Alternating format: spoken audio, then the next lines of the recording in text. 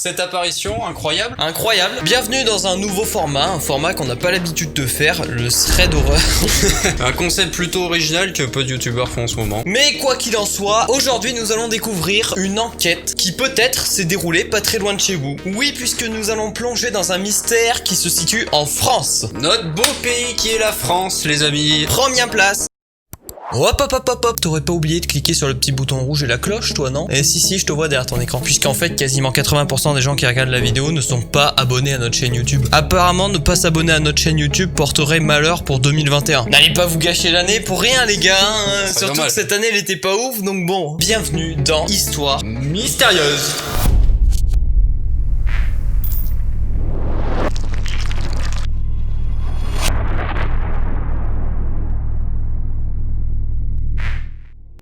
Ouais, c'est vrai, quoi. La France, quel beau pays. Paris, la Tour Eiffel, nos plaines ainsi que nos massifs à caractère montagneux, nos vallées puis nos rivières, mais surtout nos légendes. Car oui, chez nous aussi, il se passe beaucoup de choses, y a pas que les États-Unis. Et c'est sans plus tarder que nous allons découvrir l'étrange mystère de la légende de l'Auberge Rouge. De son vrai nom, l'Auberge de Père-Bey, pays Rebey, comme vous voulez. Tout commença au début du 19e siècle en Ardèche. Un couple de fermiers devenus aubergistes, Pierre Martin et Marie Brace, se met en tête de construire leur propre établissement au cœur du hameau de Père-Bel, à 50 km de Privas, pour accueillir voyageurs et marchands itinérants. Ouvert en 1818, cette auberge prospère rapidement, la table est bonne et les tenanciers les plus serviables. Il faut savoir que ce couple d'aubergistes avait un employé nommé Jean Rochette, qui est également complice des atrocités que vont nous dévoiler cette enquête. Cette auberge avait pour but d'accueillir des voyageurs et marchands itinérants. Il faisait métier d'assassiner les étrangers, notamment les colporteurs qui avaient le malheur d'y loger. Le trio aurait fait subir les pires tortures à ses victimes. Ils assassinaient et détroussaient les voyageurs. Il faut savoir que selon la légende, Pierre Martin entrait en pleine nuit dans leur chambre armé d'un trident, les clouait sur leur lit, tandis que sa femme Martin leur versait dans la bouche de l'huile bouillante et du plomb fondu. Pas très agréable. Pendant ce temps, le vieil aubergiste, que la rumeur publique avait surnommé Lucifer, leur aplatissait le crâne à coups de maillet. Ils avaient aussi repeint en rouge les murs de la chambre afin d'éviter les suspectes taches de sang. Après avoir été dépouillés, les cadavres étaient brûlés dans un four installé au-dessus de la vaste cheminée, à droite en entrant dans la cuisine. Puis le fameux domestique allait disperser les cendres dans la nature. Il faut savoir que c'était parfois des familles entières que l'on massacrait d'après les anciennes archives. En tout, 53 personnes auraient été trucidées par le trio diabolique. Mais tout va basculer un jour d'octobre 1831, où le cadavre d'un vieux cultivateur, un certain Jean-Antoine Enjolras, est retrouvé à quelques kilomètres de là, sur les bords de l'Allier. À côté de chez nous.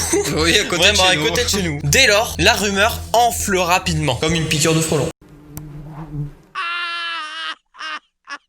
Les aubergistes sont des monstres sanguinaires qui assassinent depuis des années leurs clients. Plusieurs personnes ont témoigné les avoir vus se débarrasser de corps le long des chemins. Des clients affirment avoir vu des draps ensanglantés. Il faut savoir d'ailleurs que rien ne prouve réellement que ces atrocités ont réellement eu lieu et ont un rapport avec cette fameuse auberge. Car à cette époque, la terreur régnait dans tout le pays, infesté de voleurs de grands chemins. Et oui, puisqu'il faut savoir qu'à l'époque, c'était pas la France d'aujourd'hui, les amis. À l'époque, les gendarmes étaient présents presque uniquement pour vérifier que les gens effectuaient bien leur service militaire. Les techniques d'enquête étaient encore, elles aussi, très rudimentaires. Il n'y avait ni d'ADN, ni les empreintes digitales, ni les photos, et les scènes de crime n'étaient pas figées. Les cadavres bougeaient dans tous les sens. À l'issue d'un procès expédié, Pierre Martin, sa femme Marie Brace et leur domestique Jean Rochette finissent sous le couperet de la guillotine. La justice a également passé sous silence un petit détail. Pierre, le fameux patron, n'était plus à la tête de l'auberge. Il louait à quelqu'un d'autre au moment du crime. Il faut savoir également que près de 30 000 personnes ont fait le déplacement pour assister à cette froide journée d'automne pour voir ce couple être guillotiné. Et oui, car à l'époque, le crime était expié et à l'endroit même où il avait été commis. Et voilà pour la légende de la fameuse Auberge Rouge. Cette histoire, elle a été adaptée au cinéma en 1951 par Claude Autant-Lara, puis Gérard Krauzik en 2007. 2017 et Les Blondinés en 2020. Tout de suite, un court extrait de ces deux chefs-d'œuvre français